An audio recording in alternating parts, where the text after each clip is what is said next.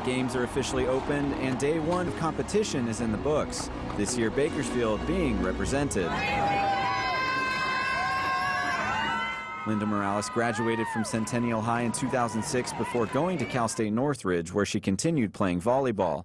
It was at Northridge where she was contacted about playing professionally in Puerto Rico, leading to her spot on this year's national team. My grandmother was born in Arecibo, Puerto Rico, and so I'm second generation Puerto Rican, and so that's my little niche. That's how I'm able to play for the Puerto Rican national team. And while she was born in the United States and grew up here, she says getting to move to Puerto Rico and represent so many of her relatives has been something she'll always cherish. Being able to have lived in Puerto Rico for the past 5 or 6 years, I've actually been able to get to know a lot of, my Puerto Rican heritage.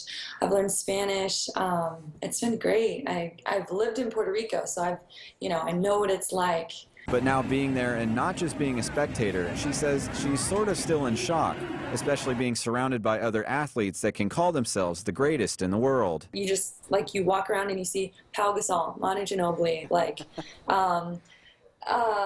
who else? Serena Williams. I actually got Manu Ginobili's autograph because I'm a huge Manu Ginobili fan.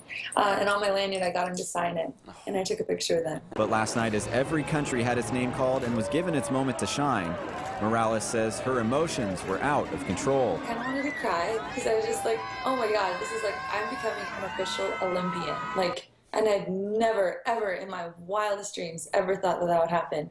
But then I started to get a little bit nervous as we got closer. And then by the time we were about to go out, I was like a little kid.